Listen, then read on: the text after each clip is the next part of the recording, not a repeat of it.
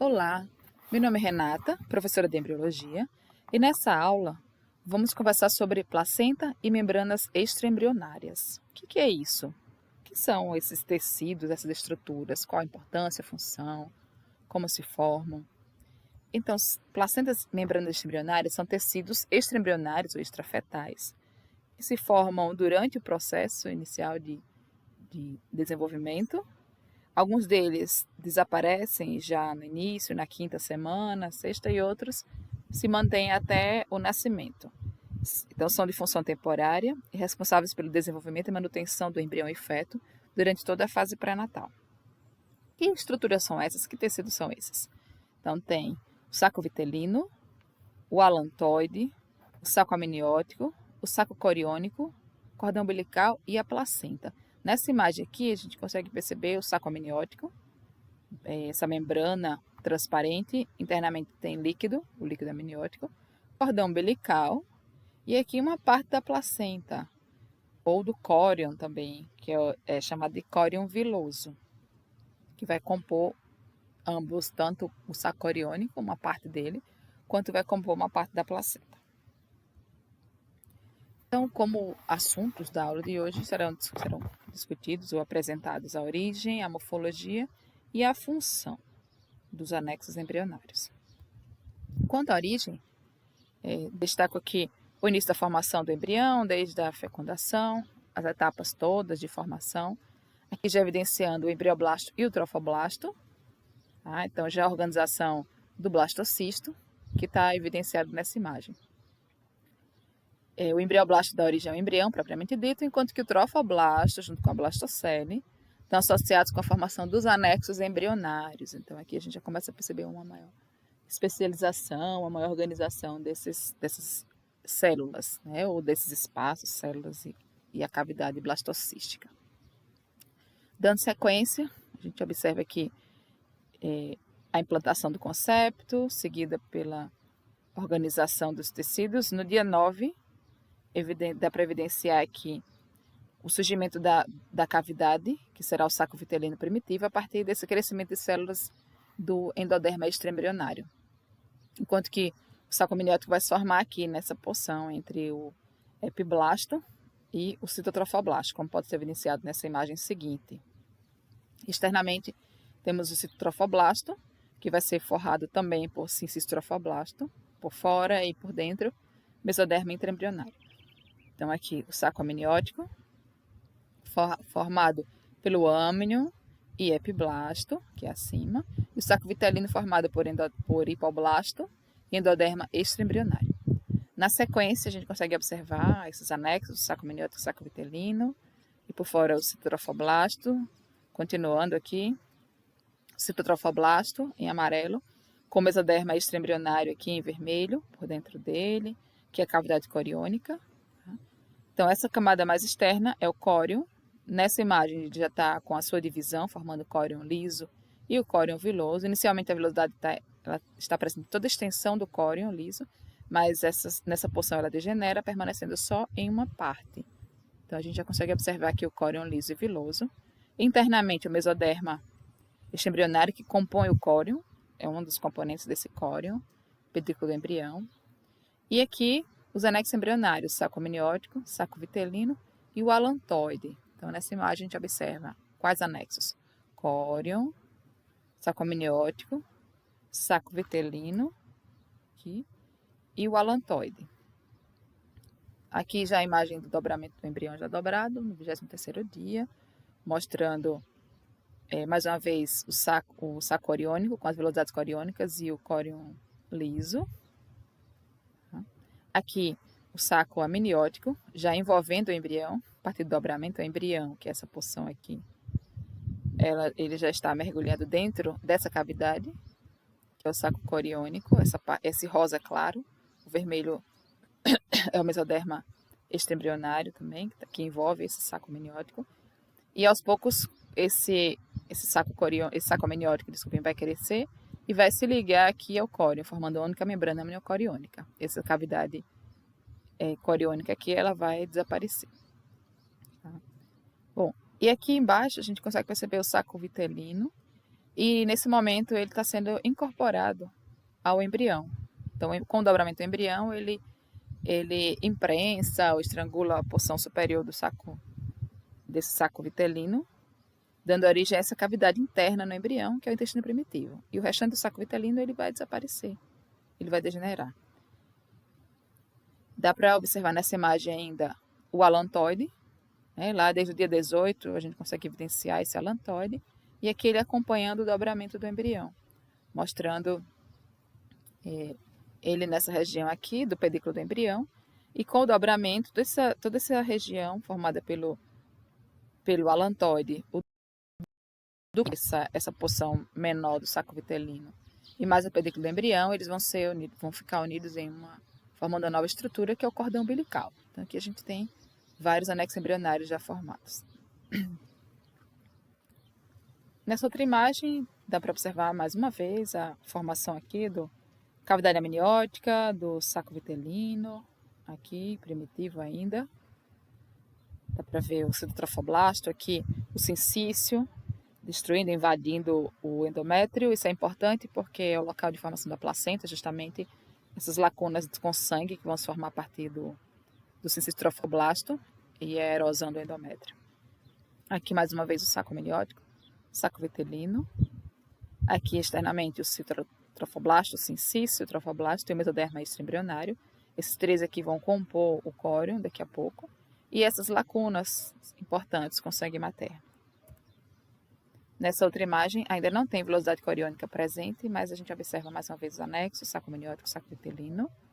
E aqui está evidenciando essas lacunas com sangue materno, justamente onde elas permanecerem é o local de formação da placenta, o local em que a placenta vai estar organizada, né? Já que a placenta é um órgão feto-materno, tem origem fetal e materna, então esse seria o local de encontro, o local de formação da placenta. Nessa imagem aqui, é para evidenciar as velocidades coriônicas externamente, em todo o saco coriônico, e numa fase mais avançada, aqui pós-dobramento, a gente observa que o córeo se tornou liso, permanecendo em velocidade só em uma região que vai estar em contato com o cordão umbilical. Então, essa porção aqui já é o cordão umbilical, em formação, com uma porçãozinha do saco vitelino, ducto vitelino aqui, o resquício, e o alantoide está aqui também. Então, aqui é o início do cordão umbilical. Após a formação, ele vai ter uma estrutura diferente. Bom, aqui dá para a gente ver com mais detalhe esse dobramento do embrião, o saco vitelino aqui, o amniótico foi retirado para a gente observar o embrião, esse dobramento. Tá? O coração, aqui o alantoide e o saco vitelino. Essa região é o do pedículo do embrião. E aqui na imagem seguinte, letra C, mostrando o dobramento do embrião, o âmnio aqui envolvendo, acompanhando esse dobramento. O pedículo junto com o alantoide e o saco vitelino, eles vão ficar unidos em uma única estrutura agora, que vai ser o cordão umbilical mais para frente. É importante observar que o âmnio, essa camada aqui, que forma o saco amniótico, ela envolve essas estruturas, então o epitélio do cordão umbilical é derivado do âmnio. Tá?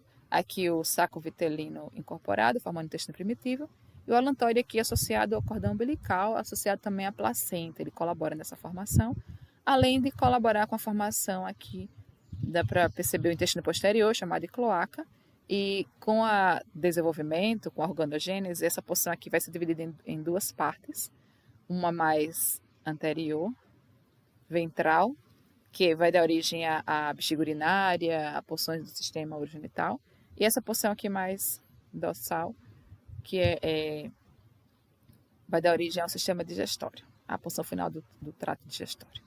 Então a gente observa o alantoide aqui presente. Então essa é a origem dos anexos embrionários. Vamos ver um pouco da morfologia e função agora. Tá? Esses vídeos aqui, eu indico que assistem esses vídeos, eles mostram esse processo de formação inicial, tanto da implantação quanto do dobramento. Bom, então nessas imagens aqui, na primeira imagem seria o finalzinho do vídeo, onde a gente pode observar o saco amniótico, mais uma vez, envolvendo o embrião. Aqui abaixo, o saco vitelino, já a formação do intestino primitivo após o dobramento, dá para ver o alantoide. Tá? Aqui o pedículo do embrião, ligando toda a estrutura dos sacos amniótico e vitelino ao córeo, essa camada mais externa, ainda dá para observar a cavidade coriônica, que aos poucos ela vai desaparecendo, ela vai sendo substituída pelo próprio saco amniótico. Com o crescimento dele, esse saco amniótico ele vai terminar fechando, né, ocupando toda essa cavidade coriônica, todo esse espaço. Então aqui dá para ver também externamente um pouco das velocidades coriônicas por fora do córeo, as velocidades em toda a extensão inicial do saco coriônico, e depois ela vai ficar, dá para ver lá acima, no de cima, dá para ver aqui um pouco das velocidades, e depois nessa toda a parte ela vai degenerar, ficando só nesse lado que está associado ao pedículo do embrião, que é o local onde vai se formar o cordão umbilical, como eu já falei. Aqui os anexos já formados, então a gente pode observar em amarelo clarinho, em bege, o saco coriônico, com essa camada mais externa, é o córion liso, córion viloso. Então percebam que a gente tem os dois córions aqui presentes, o córion liso e o viloso. Tá? Por dentro dele, o âmnio, membrana amniótica, envolvendo toda essa porção interna aqui, incluindo a parede do cordão umbilical. Então aqui tem o cordão umbilical, junto com toda essa extensão interna. Essa camada toda é chamada de camada amniocoriônica, uma vez que é a junção de ambas. Essa parte em azul seria a cavidade amniótica, ela está repleta de líquido, então ela está cheia de líquido, que é o líquido amniótico, fundamental para a formação do embrião, do feto, a manutenção dele para o desenvolvimento. Dá para ver aqui no cordão umbilical o saco vitelino, o resquício dele. Tá? E nessa porção, o alantoide não tá mais evidente, ele já deu origem ao cordão umbilical, aos vasos do cordão umbilical, mas internamente ele vai estar formando uma estrutura, ele está associado ao bexiga urinária, ao ápice da bexiga urinária, formando um ligamento umbilical mediano. Então é justamente o resquício, o que sobra desse alantoide. Aqui, desse outro lado, a gente pode observar as velocidades coriônicas. Essa parte rosa são as lacunas com sangue materno, é chamado espaço interviloso. Por fora aqui, em branco, temos o tecido conjuntivo, ou os septos placentários. Então, é o tecido endometrial, que compõe a placenta. A placenta é composta pela parte fetal, que é a vilosidade, e pela parte materna, são septos placentários. Dá para observar aqui nessas imagens, nessa imagem aqui. Então, tudo isso aqui é equivalente ao tecido conjuntivo, ao tecido endometrial, ao estroma endometrial. E aqui em detalhe a gente pode observar, dá para observar aqui a velocidade coriônica, tá? Mostrando arteríolas, vênulas dessa velocidade. Então seria um detalhe dessa velocidade coriônica aqui, como é que ela se apresenta. Então essa camada mais externa é cistotrofoblasto, cistotrofoblasto e mesoderme embrionário. E aqui, por fora, está o sangue materno. Então, essa velocidade está mergulhada no sangue materno, como pode ser evidenciado aqui, nessa outra imagem. Então, tudo aqui por fora é o sangue materno. E aqui internamente vai estar o sangue fetal, que vem via cordão umbilical, se distribui aqui na velocidade. Ocorrem as trocas aqui, não a mistura desse sangue materno e fetal. E ele retorna, então, para o feto via cordão umbilical, via veia umbilical. Então, é assim a estrutura, a morfologia dos anexos embrionários. Nessa outra imagem, a gente pode observar, mais uma vez, o saco amniótico, a membrana amniótica, o embrião aqui, o cordão umbilical e a porçãozinha das velocidades coriônicas que vão dar origem à placenta. É o saco coriônico, a parte vilosa, que também vai compor a placenta. Nessa imagem, o feto já próximo a termo, com aqui a placenta já formada, né? A face interna, a face da placenta voltada para o feto, a face fetal, e a inserção do cordão umbilical aqui. Dá para ver essa membrana aqui transparente, que é justamente a membrana amniótica. Aqui o córion foi retirado, para a gente observar aqui o âmnio, e ele está mergulhado nesse líquido que é o líquido amniótico. Como eu já falei, fundamental para a sua manutenção, sobrevivência, inclusive para a sua formação. Aqui dá para ver já o local próximo ao colo do útero, que é justamente onde vai se romper essa membrana coriônica, que se rompe para o nascimento, durante o trabalho de parto. Bom, em relação ao saco amniótico, a função dele, o saco amniótico tem a função de formar, de produzir esse líquido amniótico, de manter esse líquido amniótico. A gente pode observar aqui o feto aqui, o recém-nascido, na verdade, dentro do saco amniótico. E qual é a função, então, desse líquido amniótico? Ele tem uma série de funções importantíssimas para a formação do embrião e do feto, dentre elas o crescimento externo simétrico, permite então que o feto cresça de forma simétrica externamente, serve de barreira contra infecções, colabora na formação do pulmão, então com a entrada desse líquido o pulmão ele se expande, então ele vai exercitando, ele realiza movimentos respiratórios, mesmo que não tenha a respiração em si, mas ele realiza movimentos respiratórios que são fundamentais para a formação do pulmão. A ausência desse líquido, a quantidade menor do que o normal, resulta em hipoplasia, por exemplo, hipoplasia pulmonar. Também tem a função de difundir impactos mecânicos, impactos recebidos pela mãe, seria a função de proteção. Controle da temperatura corporal, permitir que o feto se movimente e com isso tem uma formação normal das articulações, da própria musculatura, crescimento ósseo também. E homeostase dos fluidos e eletrólitos, são as funções desse líquido amniótico e é fundamental para a formação, como eu já disse, para a formação do embrião. Esse líquido é produzido em vários lugares, pelo próprio âmnio, pelos fluidos fetais, a maior parte vem do líquido intestinal materno. O trato respiratório fetal também colabora, sendo a urina fetal um dos fatores importantíssimos a partir da 13ª semana, nessa produção do líquido, que é trocado a cada 3 horas. Mas a quantidade de líquido ela deve ser mantida normal, na quantidade normal, para permitir que exerça sua função. O líquido é composto por água, basicamente, mas o restante 1% vai ser composto por células epiteliais fetais, compostos orgânicos e inorgânicos, dentre eles proteínas, carboidratos, gorduras, enzimas, hormônios, mecônio e urina. Nessa imagem aqui abaixo a gente consegue perceber um gráfico mostrando a quantidade e volume do fluido amniótico, tá? Até 2.500 ml, ao longo das semanas, começando na 15ª semana até a 40, semana de número 40, considerando a UMN, a data da última menstruação normal. A idade fetal considerando a UMN, a partir da menstruação. Bom, então a gente pode observar que um aumento nesse volume do líquido a partir da 15ª semana, evidenciando, e em torno da 30ª, próxima à 30ª, 26 semanas para 30, a quantidade é em torno de 1 litro, que essa é a quantidade normal, já a partir da 25ª semana, é a quantidade normal de líquido amniótico, que permite então que a função ela seja exercida.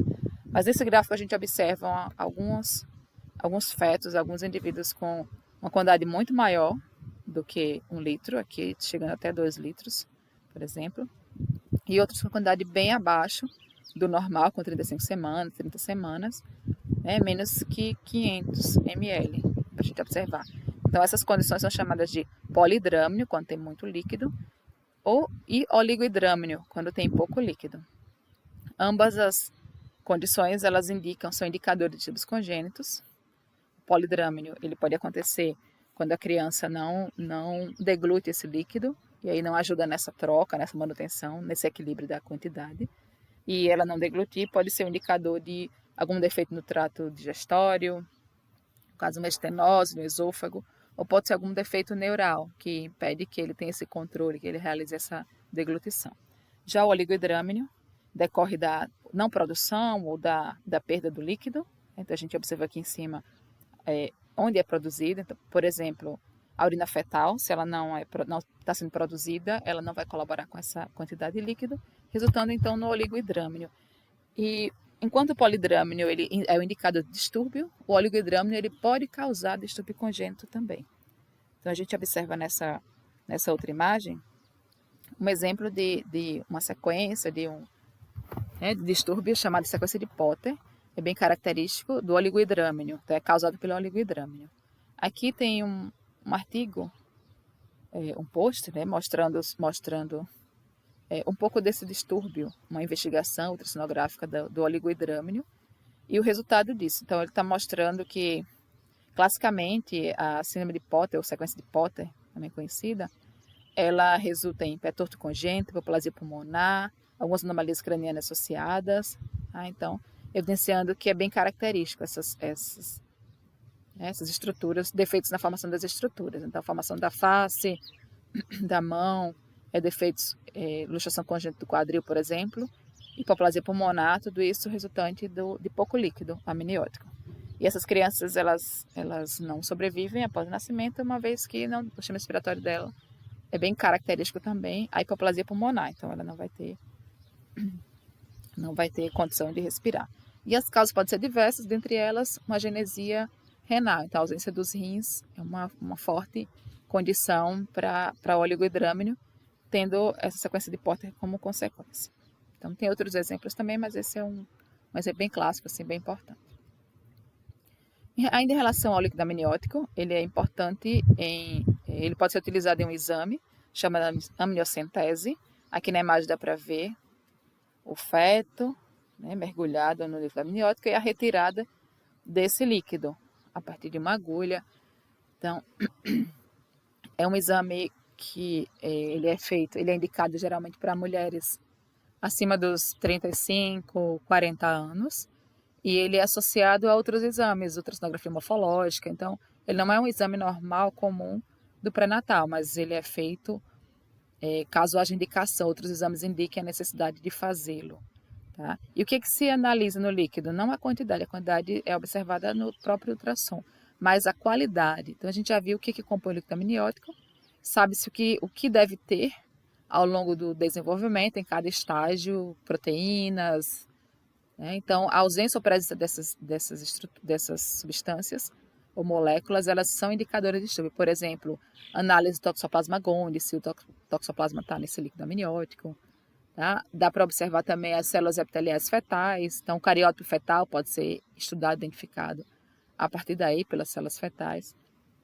Então, é um exame complementar e que traz importantes informações também sobre a criança, sobre o seu desenvolvimento.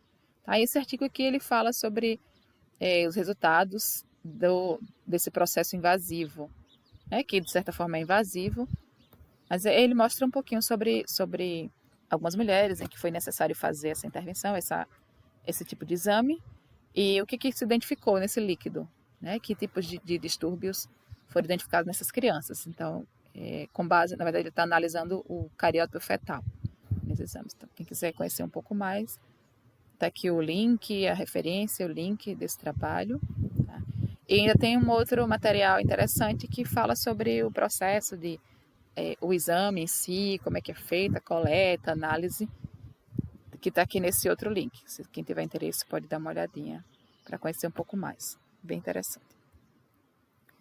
Ainda sobre o âmnio, só para chamar a atenção aqui de que o próprio membrana amniótica, o âmnio, ele está sendo estudado, investigado como no estudo de células-tronco. Então, sua utilização médica como na odontologia ou as células-tronco mesenquimais presentes no âmnio como fonte de células-tronco, ou ainda entra em estudos na aplicação da oftalmologia. Então, são alguns exemplos do uso dessa membrana amniótica.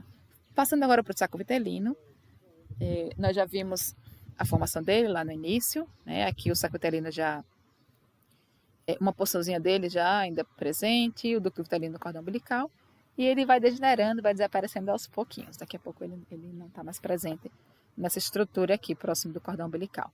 Mas o saco vitelino, apesar de ele não ter função nutritiva, como acontece com aves, com outros animais, os animais, né, aves e répteis, ele exerceu uma certa função bem no início, lá na implantação, segunda e terceira semana de formação, mas é mínima, a nutrição a partir do saco vitelino é mínima para a gente, para o humano. Mas, de certa forma, exercer essa função. Outra função é a formação do sangue. Na terceira semana, o sangue é produzido inicialmente no mesodermo embrionário do saco vitelino, depois a função é assumida pelo fígado e, por fim, pelo baço, durante toda a fase pré-natal. Mas o saco vitelino, então, colabora nessa formação bem inicial. O mesoderma presente ali no entorno dele colabora na formação do sangue. O saco vitelino também tem a função de formar o intestino primitivo, como a gente já viu, né? E na sua parede, lá na terceira semana, durante a formação inicial do embrião, ele também colabora na formação das células germinativas primordiais. Na verdade, essas células elas se formam lá no epiblasto, no disco embrionário, migram para o saco vitelino, ficam ali na parede, aguardando alguns dias, em seguida elas retornam para o embrião em formação. Então, ele colabora também nessa manutenção, nessa formação inicial das células germinativas primordiais. Então, essas são as funções do saco vitelino. E com destaque para a formação do intestino primitivo, que depende total e completamente do dobramento dessa incorporação do saco vitelino. Nessa imagem aqui está mostrando aqui, ó, o saco vitelino, o intestino primitivo formado, e aqui já o intestino primitivo completo, evidenciando aqui toda a estrutura que deriva dele, aqui ó, o fígado, o estômago, o pâncreas e o intestino aqui, delgado, mostrando essa relação do intestino delgado com o cordão umbilical ainda. O ducto vitelino aqui presente, aqui junto a essa estrelinha, tem o ducto vitelino, tá? Que vai estar ligado ao restante do saco vitelino, mas mais para frente ele vai perder a comunicação, toda essa porção degenera, como vocês estão vendo aqui nessa imagem. Só que é interessante que algumas pessoas, em torno de 2% da população mundial, não degenera. O ducto sim, mas essa extremidade aqui do ducto, ela permanece, é chamada de vertículo do íleo, e vai estar ligada então ao umbigo do indivíduo. Tá? Então, com o retorno desse intestino para o corpo do embrião, o divertículo ele também retorna, mas ele vai ter essa pequena ligação com o umbigo, e é chamado de vertículo do íleo, que não traz problemas, aqui dá para ver de novo na imagem aqui, não traz problemas, aqui de novo, de divertículo. Então, com o retorno desse intestino para cá, o divertículo vai estar aqui, ó, nessa regiãozinha, ligada ao umbigo. E aí, ela não traz nenhum problema para o indivíduo, um distúrbio simples, mas em alguns casos raros, esse ducto, esse tubo, ele pode ficar aberto. E aí, permitindo a comunicação do íleo com o umbigo. Mantendo essa comunicação, que é percebido logo ao nascimento, na hora do parto. Mas normalmente não traz danos maiores, é feita a correção cirúrgica. E aqui mostrando essa projeção, esse divertículo do íleo aqui, ó, presente. E aqui a retirada, a sua remoção, quando traz algum dano, quando é necessário, faz então essa remoção. Pode haver, mesmo que ela não fique aberta, pode haver alguma inflamação ou infecção nessa estrutura. Bom, passando agora para outro anexo, que é o alantoide. Ele se forma ali junto do saco vitelino, está sempre associado ao saco vitelino, acompanha também no dobramento. E ele tem uma função importante, algumas funções importantes. Entre elas, a formação do sangue junto com o saco vitelino. Ele forma os vasos, colabora na formação dos vasos umbilicais, a veia e as artérias. Então, ele auxilia nessa formação. Ele também colabora com a formação da bexiga urinária. Eu mostrei para vocês na imagem, em outras imagens, que a porção final aqui do embrião, desse intestino primitivo, é chamada de cloaca. Em seguida ocorre a septação e essa porção anterior da cloaca vai dar origem à bexiga urinária e à uretra. Então aqui bexiga urinária e uretra, e evidenciando o alantoide ligado a essa porção que vai formar a bexiga urinária. Então o alantoide mais para frente é chamado de úraco, e aqui está o cordão umbilical, e permite essa comunicação inicialmente. Depois ele se fecha formando um ligamento umbilical mediano associado ao ápice da bexiga urinária aqui, e ligando ao cordão umbilical. Então esse é o alantoide. Problemas na sua formação, no desenvolvimento posterior pode acontecer.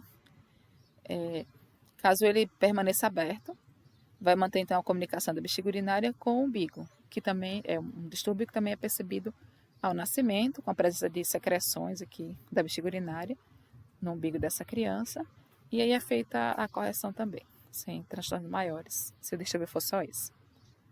Então esse é o alantoide, a função dele, a importância dele na formação do embrião. Além de colaborar com a formação da placenta, ele colabora com a formação da bexiga urinária e do cordão umbilical e do sangue inicial. Outro anexo embrionário, aqui só mostrando distúrbios, a presença então do úraco, a manutenção dele. Então é úraco patente, mostrando então a manutenção dele aqui no umbigo, e essa projeção chamada de prolapso. Então prolapso da mucosa, prolapso do úraco aqui no cordão umbilical. E também é feita a remoção através de cirurgia. Quanto ao cordão umbilical, então é uma estrutura em forma de cordão, como o próprio nome já diz.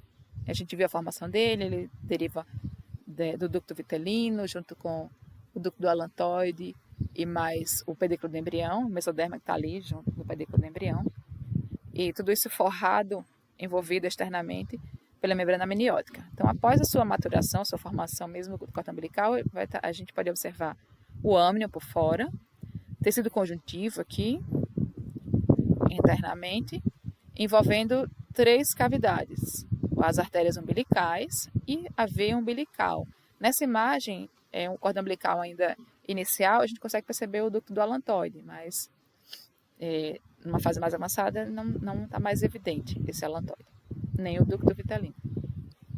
Bom, então as artérias umbilicais elas levam sangue do feto lá para a placenta, o sangue desoxigenado com produto de excreção, enquanto que o sangue da placenta oxigenado ele retorna para o feto pela veia umbilical. Vejam que a circulação ela é invertida.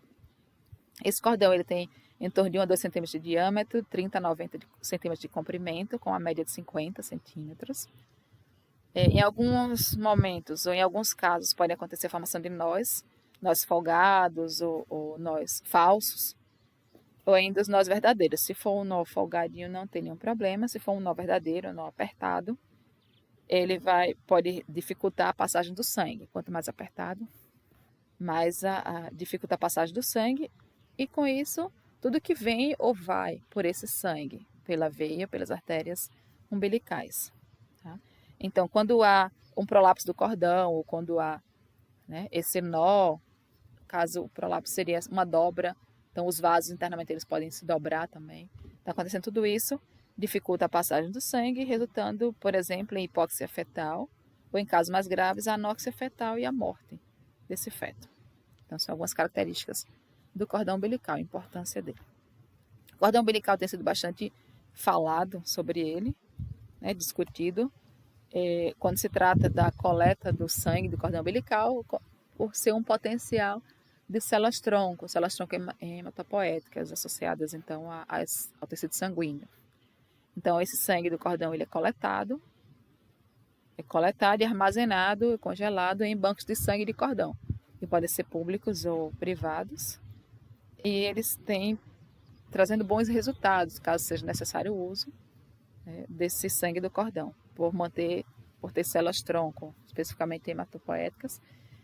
No entanto, o cordão umbilical, na sua parede, no endotélio desses vasos do cordão umbilical, também podem ser encontradas células-tronco mesenquimais, uma quantidade muito pequena, mas há um potencial de formação dessas células. Então, podem servir para estudo e mais para frente para a utilização mesmo clínica, utilização médica dessas células-tronco do cordão umbilical, são chamadas células-tronco adultas.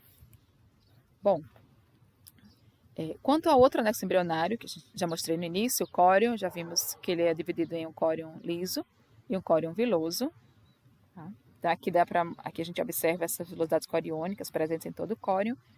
E aqui, já numa fase mais avançada, em que o córion se tornou liso e o restante se manteve como vilosidade, junto ali ao sangue materno, aquelas lacunas com sangue materno.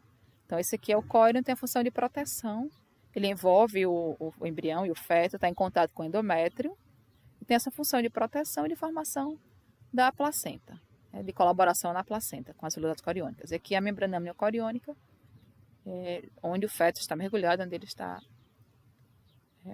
que envolve o feto, resultando nessa proteção. Aqui a gente observa a placenta em si. Então, dá para perceber a origem da placenta, que a origem da placenta é feto-materno, materno-fetal, derivada, então, do córion viloso e do endométrio. Então, essa porção do endométrio, chamada decídua basal, é o endométrio gravídico, a camada funcional do endométrio, que está exatamente associada a essas lacunas, a essa vilosidade coriônica. Tá? Nessa outra imagem, a gente consegue ver com mais detalhe essa parte da placenta, essa placa coriônica, de onde saem as velocidades coriônicas aqui. Essa parte em rosa, evidenciando a lacuna, isso aqui tudo é um espaço, são espaços cheios de sangue materno. Aqui dá para ver essa parte em azul, está mostrando os vasos maternos, tanto isso aqui é endométrio, Essa parte aqui é o endométrio em azul, mostrando os vasos aqui e essa relação com o espaço. Então, o sangue vem por essas arteríolas, artérias aqui, e retorna pelas veias uterinas. Então, a gente observa essa troca constante de sangue.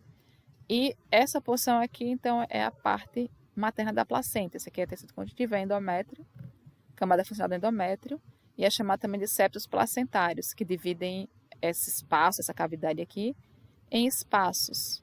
Tá? Então, espaços intervilosos, e o conjunto de vilosidades presentes em um espaço desse é chamado de cotilédone.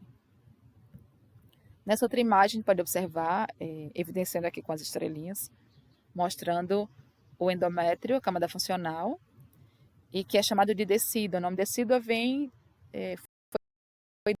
tudo isso se perde, é liberado, cai no trabalho de parto. Então, essa camada funcional do endométrio, não é endométrio, mas é a camada funcional dele que é liberada. Ela se modifica para a gestação, ela fica bastante espessa, com muita vascularização, mas permanece assim durante toda a gestação e com o nascimento da criança, do recém-nascido, do neonato, ela também se perde, faz parte do trabalho de parto, a liberação dessa camada aqui. A liberação de parto dela, e alguns dias após o parto ela continua sendo liberada. Então seria a camada funcional do endométrio. É chamada de decídua, e aí nós temos três partes, três decíduas. Essa aqui associada ao embrião, aqui em verde, mostrando essa relação com o embrião, é a decídua basal. Essa outra aqui, em preto, é a decídua basal. Essa aqui, que envolve o embrião, mas não está associada diretamente à placenta. Essa aqui é chamada decídua capsular. Aqui temos a luz uterina, aqui, tá? Que ainda vai ser preenchida por essa estrutura toda. E todo esse restante que não está diretamente associado à implantação é chamada decídua parietal. Com o crescimento do embrião, do feto, todo esse conjunto aqui do concepto, as decíduas vão se unir, a parietal e a capsular vão se unir, e a capsular vai degenerar, ficando só a decídua parietal e a decídua basal. Tá? Então, e o que compõe a placenta é essa partezinha aqui, chamada de decídua basal. Então, nessa imagem, a gente consegue observar com mais detalhe essa estrutura que compõe a placenta. Então, cordão umbilical ligado a essa placa coriônica, de onde saem as velocidades. Dá para ver aqui velocidades coriônicas. Essas são velocidades chamadas essas aqui, velocidades tronco ou de ancoragem.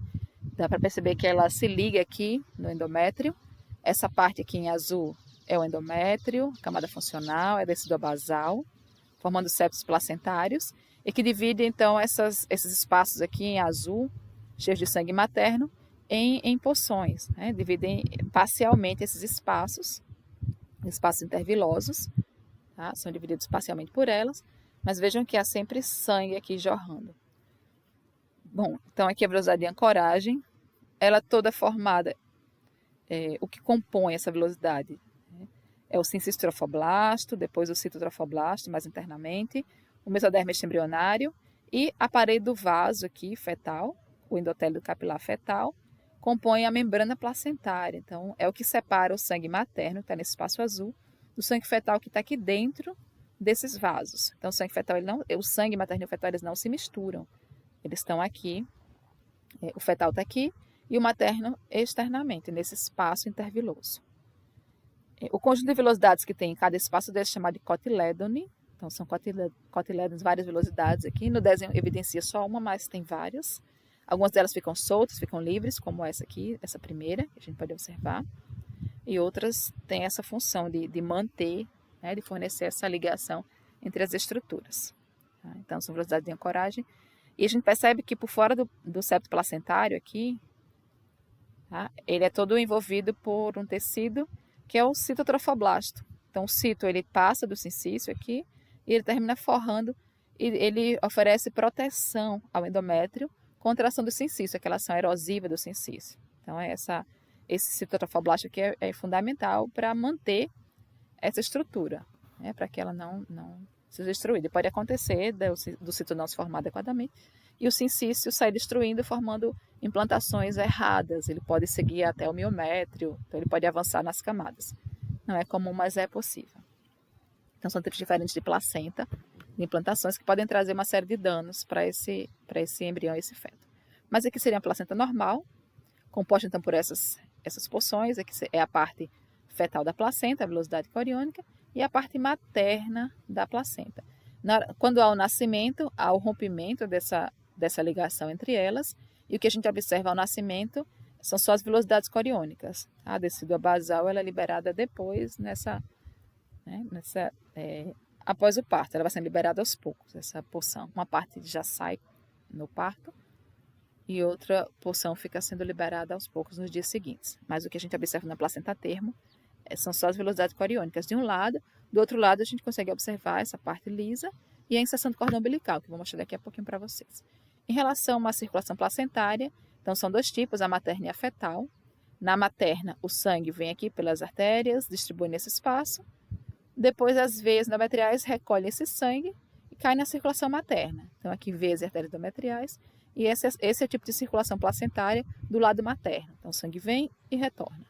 Tá? Esse sangue ele é trocado continuamente, 3 a 4 vezes por minuto, mantendo sempre essa porção, essa região aqui, bastante irrigada com sangue bem oxigenado. Bom, por outro lado, na outra porção, temos a circulação placentária fetal.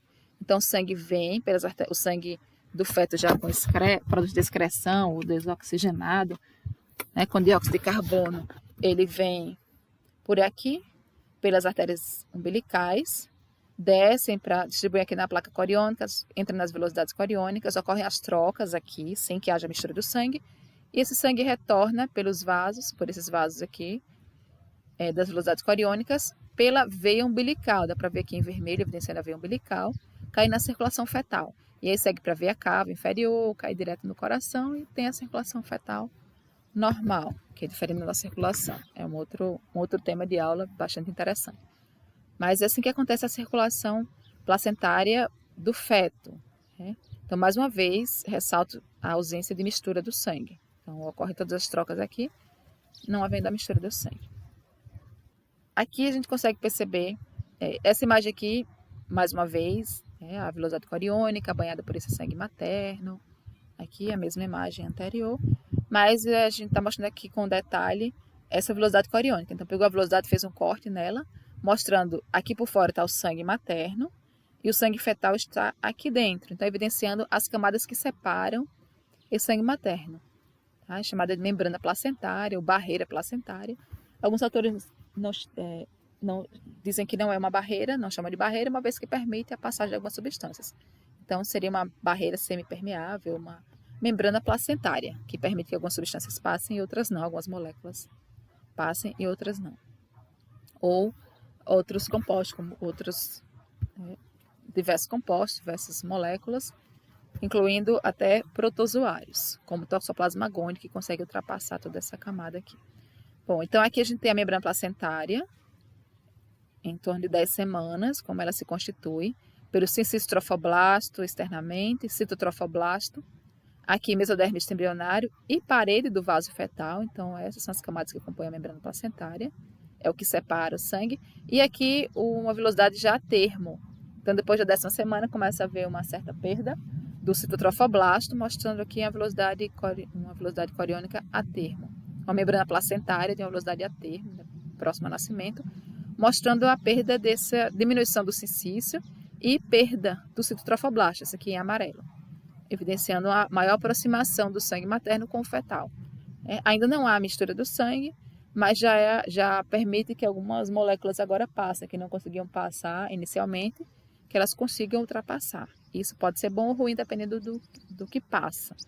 Então, por exemplo, temos aí vírus, protozoários, já falei, bactérias conseguem ultrapassar essa membrana placentária, alguns conseguem, outras não. Então, são o álcool, alguns fatores prejudiciais, mas também fatores benéficos, como água, nutrientes, oxigênio, anticorpos, conseguem ultrapassar. Então, a placenta, ela exerce uma série de funções, ela é fundamental para a formação, para a manutenção do embrião, e exerce, então, uma série de funções, como nutrição, A gente pode observar a partir do metabolismo aqui, do transporte de nutrientes, por exemplo. Então, nutrição, proteção, quando permite a passagem de anticorpos, excreção, quando ocorre o transporte de substâncias de produtos de excreção do feto para a circulação materna. Então, falei nutrição, excreção, proteção, respiração, a passagem dos gases, do oxigênio, dióxido de carbono, monóxido de carbono, então essa troca.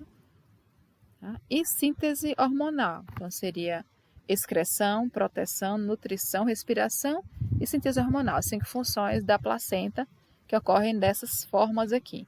E aí eu destaco, aqui está em verde um pouco mais escuro, a passagem de substâncias que são danosas. Então, como eu falei, a placenta ela não seleciona de acordo com o que é bom ou ruim, mas seleciona de acordo com o tamanho da molécula. Então, algumas substâncias danosas ou drogas ou agentes infecciosos conseguem ultrapassar essa camada, causando uma série de danos no embrião e no feto mais para frente. Como exemplo, eu falei do álcool, mas tem o Toxoplasma gondii, e aí tem o agente da sífilis, a rubéola, tem também, ultimamente foram conhecidos outros fatores como outros agentes, como por exemplo o Zika vírus.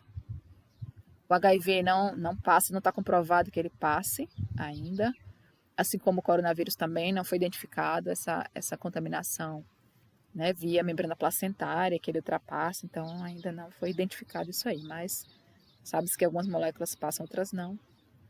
Alguns agentes infecciosos, algumas substâncias de acordo então, com o tamanho da molécula. São essas as funções da placenta. Aqui tem as imagens, mais uma vez, da placenta já formada, a inserção do cordão umbilical, velocidade coriônica, com mais detalhe, essa relação que a gente viu bastante agora. Uma placenta a termo, ela é discoide ao nascimento, observa-se que ela é discoide. Aqui a gente está vendo a face voltada para o feto, aquela parte mais lisa. Do outro lado é que estão as velocidades coriônicas, a inserção do cordão umbilical aqui na placenta, que uma outra imagem, uma placenta fresca, assim bem a termo fresca, como a gente viu no vídeo, uma placenta a termo aqui, fresca, e aqui essa face voltada para o feto, a face fetal, e a face materna, é a porção fetal, mas voltada para a mãe. Então aqui estão as velocidades coriônicas banhadas em sangue. Então, a placenta é discoide, tem 15 a 20 centímetros de diâmetro, a espessura 2 a 3 centímetros e o peso em torno de 500 gramas. Então, essa aqui é a placenta a termo, ao nascimento. Também pode ser fonte de células-tronco, células-tronco adultas, tá? E podem ser, um potencial para estudo também. E eu queria deixar para vocês, como fim dessa aula, uma pergunta para que vocês pesquisem em outros momentos. Então, é bem comum associar os gêmeos monozigóticos a gêmeos univitelinos. Mas será que os monozigóticos também podem ser bivitelinos, ter 2 sacos vitelinos, cada um ter o seu saco vitelino? Será que é possível? Indico aí, deixo essa pergunta para que seja pesquisada, investigada, para que seja encontrada a resposta. Obrigada e até a próxima.